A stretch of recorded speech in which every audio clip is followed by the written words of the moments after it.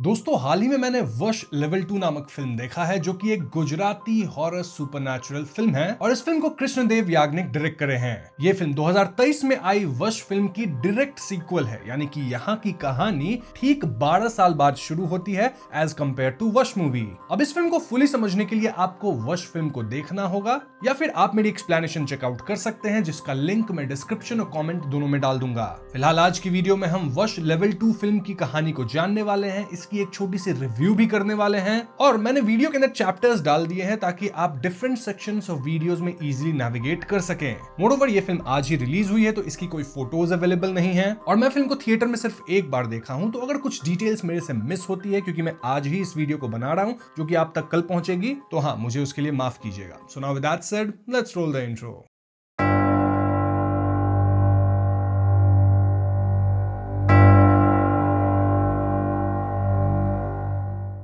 तो सबसे पहले हम अगर एक स्पॉइलर फ्री रिव्यू की बात करते हैं तो वश 2 मूवी अपनी पिछली मूवी से हर लेवल में ही ग्रैंड है। आई मीन फिल्म शुरू होते अपने आप को तुरंत सेट कर देती है और उसी पॉइंट से आपको समझ भी आ जाएगा कि इस फिल्म का स्केल पिछली मूवी से काफी बड़ा है। सिर्फ स्केल ही नहीं, यहाँ जो खतरा हमें दिखाया गया है वो लिटरली पब्लिक में आ चुका है। पात्रों की एक्टिंग भी ऑन पॉइंट है और इमोशनल मोमेंट्स बहुत ज्यादा हिट करती हैं। अगर मुझे एक छोटी सी नुक्स निकालनी हो तो मैं ये बोलूंगा कि इस फिल्म का सरप्राइज एलिमेंट पिछली मूवी से थोड़ा कम था, क्योंकि जिन्होंने वश देख रखा है उन्हें पता होगा कि यहाँ वशीकरण ही होगा। लेकिन इस छोटे से पॉइंट को छोड़ के हर चीज पिछली मूवी से बहुत ज्यादा बेहतर है and this is a good compliment, क्योंकि पिछली मूवी अपने आप में बहुत अच्छी थी। इनफैक्ट जिस तरह से इस फिल्म को अपनी पिछली फिल्म से कनेक्ट किया गया है वो भी काफी अमेजिंग है। ओवरऑल ये एक बहुत ही बढ़िया फिल्म है जिसे आपको थिएटर में जरूर चेकआउट करना चाहिए अगर आपको मौका मिलता है तो। मेरी तरफ से I highly recommend this movie. तो इसी के साथ ये छोटी सी स्पॉइलर फ्री रिव्यू खत्म होती है और यहाँ से हम कहानी को जानेंगे, यानी कि आगे वीडियो में स्पॉयलर्स होंगी, तो जिन्हें स्पॉयलर्स नहीं चाहिए वो यहीं पे वीडियो को बंद कर सकते हैं। तो फिल्म की कहानी कुछ हाई स्कूल जाने वाली लड़कियों को दिखा के शुरू होती है जो कि JN higher secondary girls school जा रही थी। स्कूल में लंच का टाइम होता है और सारी लड़कियां एक साथ कैंटीन में आती हैं और स्कूल से जो पैक्ड लंच उन्हें प्रोवाइड किया जाता है उसे खाने के लिए बैठ जाती हैं। यहाँ एक लड़की के ड्रेस पे गलती से पानी गिर जाती है तो वो लड़की अपना लंच छोड़ के अपने ड्रेस को साफ करने वॉशरूम जाती है। मतलब वो लंच नहीं खा पाती, लेकिन बाकी की सारी लड़कियां लंच खाती हैं and let me tell you कि यहाँ 150 से ज्यादा लड़कियां थी। अब लंच खाते सारी की सारी लड़कियां एकदम से शांत हो जाती हैं और वो कांपने लगती है, भारी सांसें लेने लगती हैं। इट वाज क्लियर कि सभी लड़कियों के लंच में कुछ तो मिला था जिससे उनका वशीकरण हो चुका है। देन एक आदमी यहाँ आता है जो कि इनका वशीकरण किया था और वो इन 500 से ज्यादा लड़कियों में से 10 लड़कियों को चुनता है और उन्हें स्कूल के छत पे जाने को कहता है। छत से एक लड़की नीचे, आप समझ गए होंगे क्या करती है, और वो देख के सभी स्कूल के फैकल्टीज एकदम शॉक में थे। बाकी 9 लड़कियां भी छत पे खड़ी थी और वो रोते हुए कह रही थी कि अंकल हमें ऐसा गलत करने को कह रहे हैं और हम अंकल की बात मानेंगे, हमारे पास कोई ऑप्शन नहीं है और अगर हमारे नजदीक कोई आता है तो हम वो गलत कदम उठाएंगे। यहाँ फॉरेन गार्ड्स, प्रिंसिपल, फैकल्टी सभी लोग आ जाते हैं और बच्चियों को रोकने की पूरी कोशिश करते हैं, लेकिन बच्चियां रोए जा रही थी, इनकी एक नहीं सुन रही थी। वो बार बार कह रही थी कि हमारे पास मत आना और 3 बजते हम लोग गलत कदम उठाएंगे। गार्ड यहाँ एक लड़की को जबरदस्ती बचाने की कोशिश करता है लेकिन वो बचा नहीं पाता, वो लड़की नीचे गिरती है एंड देन एक एक करके सारी लड़की, मतलब टोटल 10 लड़कियां वही काम करती हैं जो मैं बोल नहीं सकता वरना यूट्यूब डीमोनेटाइज कर देता है। ओवरऑल हम कह सकते हैं कि 10 लड़कियां समाप्त हो गई। दूसरी तरफ हम पहली वाली वश मूवी से अथर्व को देखते हैं जो कि अपनी बेटी आर्या का ख्याल रखता है। आर्या आज भी 12 साल बाद वशीकरण के अंदर है और वो किसी पुतले की तरह स्माइल करती रहती है। अथर्व आज तक प्रताप को भी अपने घर में जिंदा करके ही रखा है। आई मीन ना उसे मरने देता है ना ठीक से जीने देता है, बस रोज तड़पाता है ना। अथर्व जब मार्केट जाता है तो वो टीवी पे न्यूज में देखता है कि कैसे 10 लड़कियां अपने साथ गलत की हैं और वो लड़कियां किसी अंकल का जिक्र कर रही थी। ये सुनते अथर्व तुरंत समझ जाता है कि उन लड़कियों का वशीकरण हुआ है और ऐसे में अथर्व तुरंत अपने घर जाता है और प्रताप से पूछता है कि क्या उसके अलावा कोई और उसकी विद्या जानता है। ये सुन के प्रताप की आंखें चमक उठती हैं। ऐसे में अथर्व समझ जाता है कि आगे कुछ तो होगा और वो प्रिपरेशंस शुरू कर देता है। जैसे प्रताप के मुंह में चेन्स, लॉक्स वगैरह बांध देता है। देन वो अपने घर में कुछ बड़े बड़े बॉक्सेस लेके आता है। अब इन बॉक्सेस में क्या है वो आपको आगे पता चलेगा। वहीं स्कूल में पुलिस आ चुकी है और माहौल बद से बदतर हो चुका है। स्कूल की बाकी लड़कियां भी वशीकरण के अंदर थी, एक्सेप्ट वो लड़की जो कि अपनी ड्रेस को साफ करने के लिए वॉशरूम में गई थी। ऑफ कोर्स वो खाई नहीं थी तो इसलिए वो बच गई। पुलिस यहाँ उस लड़की से पूछताछ कर रही थी लेकिन लड़की रोए जा रही थी। देन पुलिस स्टाफ से भी पूछताछ कर रही थी लेकिन उनको भी किसी बात का कोई क्लू नहीं था। और सभी बच्चियों के जो पेरेंट्स थे वो स्कूल के बाहर आ चुके थे, हंगामा मचा रहे थे, मतलब पूरा दंगा वाला सीन क्रिएट हो गया था। अब यहाँ एक वशीकरण में आई लड़की पुलिस के पास आती है और वो कहती है कि अंकल ने हमें कहा है कि हम आपको एक मैसेज दें, और मैसेज ये था कि प्रताप को ढूंढो वरना पूरे शहर की दशा को खराब कर दी जाएगी। यानी कि दोस्तों जो भी वशीकरण कर रहा है वो कहीं ना कहीं प्रताप को जानता है और वो प्रताप को ढूंढने के लिए ही ये सब नाटक कर रहा है। खैर जैसे ही ये मैसेज डिलीवर होता है एकदम से कुछ लड़कियां दौड़ते हुए भागती हैं, वो पुलिस को धक्का देती है, फैकल्टीज को धक्का देती है, देन सीधा पेरेंट्स के पास जाती है जहां पुलिस पेरेंट्स को रोक के रखी थी। देन अपने पेरेंट्स तक पे वो बच्चियां हाथ उठाती हैं और भागते हुए शहर में चली जाती हैं। फिर ये लड़कियां शहर तक में उत्पात मचाती है, जैसे कि बस के ड्राइवर को मार के बस का एक्सीडेंट कर देना, कार वालों को रोक के उन्हें मारना, बाइक वालों को गिरा के उन्हें मारना, जो नॉर्मल लोग रोड पे हैं, पार्क में है, सोसाइटी में है, सबके पास जाना, सब पे हमला करना, इनफैक्ट कईयों को खत्म भी कर देना। ऐसे में शहर के सभी रेसिडेंट्स को घर के अंदर रहने की सलाह दी जाती है और उन्हें बताया जाता है कि इस पर्टिकुलर यूनिफॉर्म की अगर लड़कियां आपको दिखे तो उनसे सावधान रहिए, वो लोग कुछ भी कर सकती हैं। न्यूज में यह भी बता दिया जाता है कि लड़कियां यहाँ किसी प्रताप को ढूंढने की बात कही है, मतलब जो वशीकरण किया है वो ये मैसेज दिया है। अब इस पॉइंट पे स्कूल में अब भी 100 लड़कियां थी, मतलब कुछ ही लड़कियां बाहर भागी थी और इन 100+ लड़कियों के पेरेंट्स को अपने बच्चों से मिलने की अनुमति दे दी जाती है। यहाँ सारे पेरेंट्स रो रहे थे, अपनी बच्चियों को मना रहे थे, लेकिन बच्चियां उनकी एक नहीं सुन रही थी। तभी एक लड़की कहती है कि पुलिस के पास अब सिर्फ 5 मिनट है प्रताप को ढूंढने के लिए, वरना आगे कुछ बहुत बुरा होगा। तभी एकदम से अथर्व स्कूल के अंदर पहुंचता है और वो यहाँ पुलिस और फैकल्टी से बातें करना शुरू करता है। अथर्व क्लियरली कहता है कि प्रताप उसके पास है। सब तुरंत अथर्व से पूछने लगते हैं कि आखिर ये प्रताप कौन है, अथर्व प्रताप को कैसे जानता है और प्रताप फिलहाल कहाँ है, मोस्ट इंपॉर्टेंटली यहाँ हो क्या रहा है। अथर्व कहता है कि इन सभी बच्चियों का वशीकरण हुआ है और चाहे हम कुछ भी कर ले इनका वशीकरण नहीं टूटेगा, ये बच्चियां उसकी ही बात मानेंगी जिसने इनका वशीकरण किया है। देन अथर्व पॉइंट्स आउट कि जो कोई भी वशीकरण किया है वो यही आसपास होगा, क्योंकि उसे इन लड़कियों को कमांड भी देना है ना बोल के, तो वो दूर नहीं हो सकता। तभी सब देखते हैं कि कैंटीन के कोने में एक आदमी चुपचाप बैठा हुआ था और ये आदमी फाइनली सामने आता है। अब इस पॉइंट पे हमें इस आदमी का नाम नहीं बताया गया है फिल्म के एंड में, लेकिन मैं आपको यहीं पे नाम बता देता हूँ। इस बंदे का नाम है राजनाथ और राजनाथ ही बच्चियों का वशीकरण किया है। राजनाथ पुलिस और बाकियों से क्लियरली कहता है कि अगर कोई उसे एक खरोंच भी किया, मतलब थोड़ी सी भी उसे कोई चोट पहुंचाने की कोशिश किया, तो ये 100 से ज्यादा लड़कियां उस आदमी को तो समाप्त करेंगी ही, फिर खुद में भी आग लगाएंगी, मतलब समझ लो बहुत बुरा होगा। राजनाथ डेमो के लिए एक लड़की को बुलाता है और उसके ही हाथ पे उससे ही चोट पहुंचवाता है, मतलब समझ जाओ। और जैसे ही लड़की के पेरेंट्स अपनी बच्ची को रोकने की कोशिश करते हैं तो राजनाथ क्लियर बोलता है कि जितना रोकोगे उतना ही इंटेंसिटी से वो वही करेगी, एंड होता भी ऐसा ही है, मतलब लड़की वही सेम चीज बार बार करती है। अब इसी सब के बीच पुलिस वाला चुपके से गन निकालने की कोशिश करता है ताकि वो राजनाथ पे हमला कर सके, लेकिन एक लड़की ना सिर्फ उसे रोकती है बल्कि पुलिस वाले को बहुत बुरी तरह से चोटिल कर देती है। राजनाथ यहाँ एक ऐसी बच्ची को बुलाता है जिसे गन चलाना आता था, वो क्लब वगैरह में सीखी थी, और वो इस बच्ची के हाथ में पुलिस की गन देता है। देन वो सभी पेरेंट्स को यहाँ से निकलने को कहता है क्योंकि राजनाथ को अथर्व से अकेले में बात करनी थी विदाउट एनी डिस्टर्बेंस। जो भी पेरेंट्स यहाँ रो रहे थे, शोर कर रहे थे या बाहर नहीं जा रहे थे, राजनाथ उन पे गन वाली बच्ची से गोली चलवा देता है। इनफैक्ट उस बच्ची के अपने पेरेंट्स को ही खत्म करवाता है उस बच्ची के हाथ से। इसके परिणाम अनुसार कुछ लोग खत्म होते हैं और बाकी पेरेंट्स डर के तुरंत बाहर भागते हैं। तो फाइनली राजनाथ और अथर्व एक दूसरे के सामने थे, एकांत में थे, और राजनाथ यहाँ अथर्व से पूछता है कि प्रताप कहाँ है। अथर्व बिना डरे कहता है कि प्रताप उसके कब्जे में पिछले 12 साल से है। अथर्व बताता है कि उसकी बेटी आर्या भी पिछले 12 साल से वशीकरण में ही फंसी हुई है, और अगर राजनाथ अथर्व की बेटी का वशीकरण तोड़ देगा तो अथर्व प्रताप को उसके हवाले कर देगा। ये सुन के राजनाथ भड़कता है, एज कोई उसे इस तरह से ऑर्डर नहीं दे सकता, लेकिन फॉर सम रीजन राजनाथ को प्रताप डेस्परेटली चाहिए था। राजनाथ बताता है कि प्रताप उसके गुरु जैसा है, बड़े भाई जैसा है, एंड ही सरप्राइज कि अथर्व एक सिंपल आदमी प्रताप को कैसे मात दे दिया, कैसे उसे हरा दिया, क्योंकि जहां तक बात वशीकरण की है तो उसमें उसमें प्रताप राजनाथ से भी एक कदम आगे है, लेकिन बात जब विकृति या क्रूरता की आती है तो उसमें राजनाथ प्रताप से आगे है। खैर यहाँ बातचीत के बाद राजनाथ अग्री कर जाता है कि वो अथर्व की बेटी का वशीकरण तोड़ेगा और बदले में अथर्व उसे प्रताप सौंप देगा। बस फिर क्या था, राजनाथ यहाँ सारी लड़कियों को स्कूल के बस में बैठने को कहता है और वो अथर्व के साथ उसके घर की ओर जाने का प्लान करता है क्योंकि वहीं पे प्रताप है।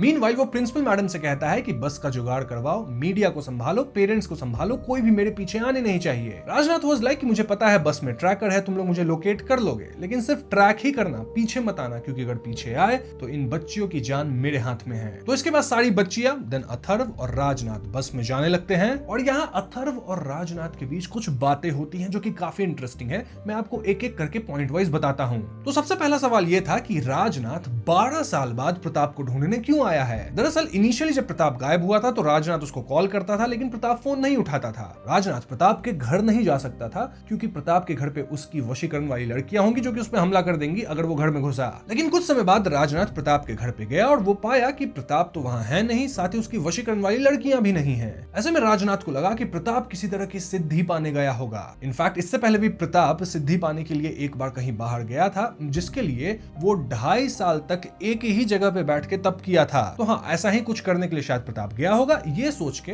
राजनाथ कुछ साल और रुका, लेकिन जब प्रताप वापस नहीं आया तो पिछले 2 साल से राजनाथ प्रताप को ढूंढना शुरू किया। उसे प्रताप नहीं मिला, जिसके कारण फाइनली उसे पब्लिक में अपनी पावर का प्रदर्शन करना पड़ा, जो कि यूजुअली मना है इनके विद्या में। लेकिन उसे ये कठोर कदम उठाना पड़ा क्योंकि उसे पता था जनरली वो नहीं खोज पाएगा प्रताप को। एंड उसका जो कदम वो उठाया वो कहीं ना कहीं बेनिफिशियल हुआ क्योंकि अब उसे प्रताप का पता मिल रहा है। रही बात यह कि राजनाथ प्रताप को इतनी बेचैनी से क्यों ढूंढ रहा है, तो रीजन ये है कि प्रताप एक्चुअली में राजनाथ से ज्यादा ज्ञानी है और राजनाथ को प्रताप से कुछ बची हुई विद्या सीखनी है। खुद से सीखेगा तो वर्षों लग जाएंगे, अगर प्रताप से सीख लेगा तो तुरंत सीख जाएगा। राजनाथ ये भी रिवील करता है कि ये लोग लड़कियों का वशीकरण क्यों करते हैं। ऐसा इसलिए क्योंकि राजनाथ या प्रताप जैसे लोग पुरुष को श्रेष्ठ मानते हैं। जी हाँ, हमारे शास्त्रों में यूं तो लिखा है कि नारी ही शक्ति है, लेकिन राजनाथ का कहना था कि पुरुष ही शक्ति है, पुरुष ही समृद्धि है, पुरुष धर्मास्मि। अब इन बातों के दौरान रास्ते में इन्हें वश में आई एक लड़की दिखती है जो कि भाग गई थी स्कूल से और वो किसी बंदे को मार रही थी। ऐसे में राजनाथ बस रुकवा के उस लड़की को अपने पास बुलाता है और बस में बैठने को कहता है, लेकिन ये लड़की अचानक से राजनाथ की बात नहीं मानती और भाग जाती है। यहाँ राजनाथ थोड़ा खांसते हुए उसे बुला रहा था और हमें ऐसा लगता है कि ये लड़की आखिर राजनाथ की बात क्यों नहीं मानी, मतलब उसके वश में है ना। मतलब आर्या वहाँ 12 साल से वशीकरण के अंदर ही है, लेकिन राजनाथ का वशीकरण कुछ घंटे में ही टूट रहा है क्या, या फिर वो खांस के बोला इस वजह से ऐसा हुआ। रीजन जो भी है आपको आगे पता चलेगा। फॉर नाउ ये लोग अथर्व के घर पहुंच जाते हैं। राजनाथ यहाँ कुछ लड़कियों को अपने साथ घर के अंदर आने कहता है और बाकियों को घर के पूरे चारों तरफ घेरा बना के प्रोटेक्शन के लिए, मतलब सिक्योरिटी के लिए रहने को कहता है कि कोई और अंदर ना आए। नाउ फाइनली राजनाथ यहाँ आर्या को देखता है जो कि पिछले 12 साल से एक ही वे में सिर्फ स्माइल करती है और कुछ नहीं। राजनाथ कहता है कि इतना लंबा वशीकरण तो पॉसिबल ही नहीं है और ऐसे ही उच्च विद्या उसे प्रताप से सीखनी है, क्योंकि ऑफ कोर्स राजनाथ के हिसाब से प्रताप इस विद्या में ज्यादा ताकतवर है। इसके बाद अथर्व राजनाथ को उस कमरे में लेके जाता है जिस कमरे में प्रताप पूरी तरह से बंधा हुआ था। राजनाथ यहाँ प्रताप को इस गंदे हालत में देख के अथर्व पे पूरा भड़कता है, लेकिन डील ये था कि पहले राजनाथ को आर्या का वशीकरण खत्म करना होगा, देन अथर्व प्रताप को छोड़ देगा। इस पॉइंट पे राजनाथ एक्सप्लेन करता है कि जो भी वशीकरण करता है और जिसका वशीकरण हुआ है वो लोग अगर दूर हो गए तो कुछ घंटों बाद वशीकरण खत्म हो जाता है, उतर जाता है। अलग होने पे ये वशीकरण 2-4 घंटे ही चलता है एंड एट मैक्स 24 घंटे चलेगा।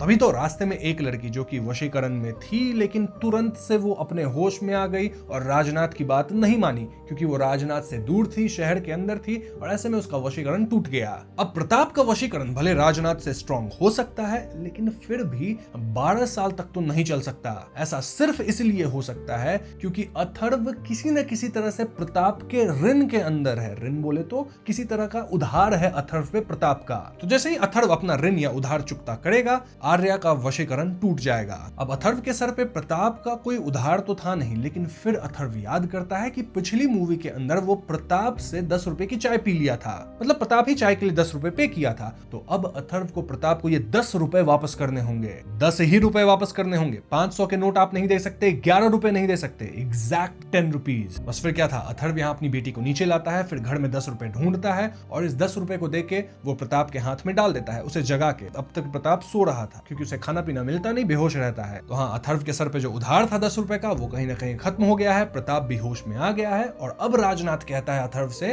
कि अपनी बेटी को झकझोड़ो, जगाओ, उसे थप्पड़ मारो, कुछ भी करो, लेकिन उसे होश में लाने की कोशिश करो। उसका वशीकरण टूट गया है, 12 साल से थी वशीकरण में, तो थोड़ा समय लगेगा, वापस आ जाएगी। तो अथर्व यही सब करता है एंड वाकई में आर्या अपने होश में आ जाती है। जी हाँ दोस्तों, 12 साल बाद आर्या ठीक हो चुकी थी और वो अपने आप पे भरोसा नहीं कर रही थी, रोए जा रही थी, उसके अंदर ढेर सारे इमोशंस थे, अथर्व भी रोए जा रहा था। This was a very emotional scene. अब अगर आपको याद हो तो पिछली मूवी में आर्या ऐसा कुछ की थी जिसके कारण उसके सुनने की शक्ति तो खत्म हो गई है। अब आर्या यहाँ प्रताप को देखती है और गुस्से में उस पर चिल्लाना शुरू करती है। क्यों? क्योंकि आर्या को याद था कि उसकी जो ये हालत हुई है वो प्रताप के कारण ही हुई है। अथर्व अपनी बेटी आर्या को संभालते हुए व्हील चेयर पे बिठा के इस कमरे से बाहर निकाल के ले जाता है ना। क्योंकि राजनाथ अपना वादा पूरा कर चुका था तो वो अथर्व को कहता है कि चलो अब प्रताप को फ्री कर दो। अथर्व तुरंत राजनाथ को प्रताप को खोलने की चाबी देता है और राजनाथ एक लड़की से कह के प्रताप को खुलवाता है, आजाद करता है। अब जैसे प्रताप के मुंह का बंधन खुलता है, राजनाथ को पता चलता है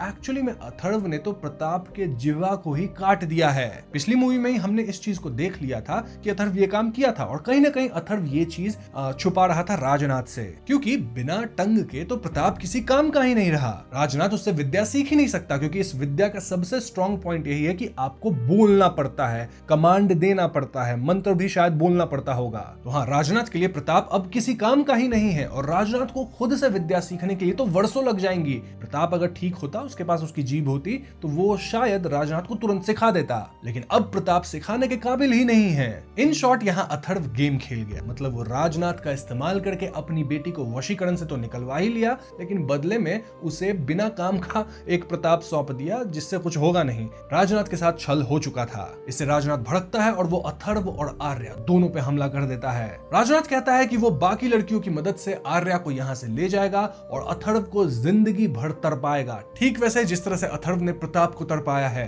यहाँ अथर्व मार खाते हुए राजनाथ को वार्निंग देता है कि चुपचाप तुम यहाँ से निकल लो, मैं तुम्हें छोड़ दूंगा क्योंकि तुमने मेरी बेटी को वशीकरण से आजाद किया है, लेकिन अगर तुमने मेरी बेटी को वापस ले जाने की बात कही या हार्म करने की बात करी तो मैं तुम्हारा भी प्रताप वाला हाल करूंगा। राजनाथ यहाँ अथर्व की एक नहीं सुनता, उसे पीटता रहता है ये सोच के कि मैं लड़कियों को जब भी कमांड दूंगा ये तुरंत जाके अथर्व को खत्म कर देंगी। लेकिन इससे पहले कि राजनाथ लड़कियों को कुछ कमांड देता, अथर्व अपने स्मार्ट वॉच पे टैप करके अपने घर में रखे बड़े बड़े स्पीकर्स पे बहुत हाई फ्रीक्वेंसी की एक नॉइज होती है ना, पी जैसा साउंड, वैसा बजा देता है जिससे कोई किसी की बात सुन ही नहीं सकता और सबको अपनी कान बंद करनी ही पड़ेगी। जी हाँ दोस्तों, मूवी के स्टार्ट में जब अथर्व कुछ बड़े बड़े बॉक्सेस लाया था, इन बॉक्सेस के अंदर बड़े बड़े स्पीकर्स थे। इस हाई पिच नॉइज के कारण राजनाथ जो कुछ भी बोल रहा था बच्चियां सुन ही नहीं पा रही थी। इनफैक्ट लड़कियों को तो अपना कान बंद करना पड़ रहा था और इसी मौका का फायदा उठा के अपना अथर्व राजनाथ को बॉटल से मार के गिरा देता है। अब जब राजनाथ को होश आता है तो वो भी प्रताप की तरह चेन्स में बंधा हुआ था और उसके सामने खड़ा था अथर्व जिसके हाथ में कटर था। कटर से वो क्या किया होगा?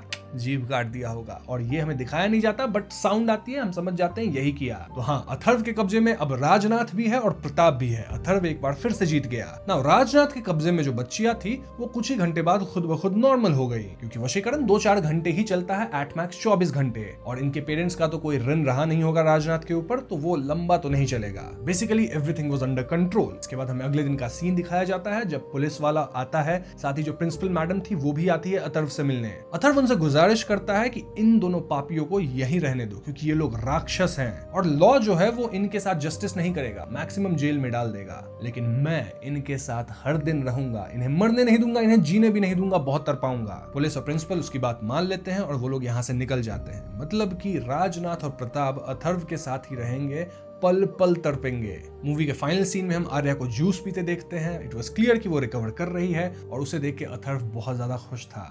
फिल्म यहीं पे खत्म हो जाती है। तो दोस्तों ये थी वश विवश या वश लेवल 2 मूवी की कहानी, और ये कहानी काफी सिंपल सी है। बेसिकली राजनाथ प्रताप का शिष्य जैसा था, या फिर आप कह सकते हो उससे कमजोर था, उसी से विद्या सीखा था और इसीलिए वो प्रताप को छुड़ाने आया था, क्योंकि उसको प्रताप से और भी विद्या सीखनी थी और भी ताकतवर बनना था। लेकिन अंत में अथर्व उसका भी सेम हश्र किया जो वो प्रताप का किया था। अब यहाँ एक बात है कि राजनाथ इनिशियली कहा था कि अगर कोई उसे खरोंच भी पहुंचाता है तो ये लड़कियां पहले उस इंसान को मारेगी जो खरोंच पहुंचाए और फिर खुद को जलाएंगी। लेकिन एंड में अथर्व जब उसको बॉटल से मारता है तो लड़कियां ऐसा नहीं करती। तो ये क्यों हुआ? वेल, शायद वो वाला जो राजनाथ का कमांड था वो सिचुएशनल कमांड था उस जगह के लिए, क्योंकि वहां पुलिसकर्मी थे एंड ऑल दैट, तो पुलिस वाले तो दूर से भी ठाए कर सकते हैं ना, तो इसीलिए वो वहां पे सिचुएशनल कमांड था। लेकिन अथर्व के सामने वो थ्रेटन फील नहीं कर रहा था, वो अपने आप को पावरफुल मान रहा था क्योंकि उसके साथ 100 लड़कियां थी। और इसी बात का अथर्व फायदा उठाया और राजनाथ को कहीं ना कहीं हरा दिया। इस फिल्म में हम वशीकरण के बारे में और भी बातें जान पाए, जैसे कि वशीकरण 2-4 घंटे ही रहता है यूजुअली,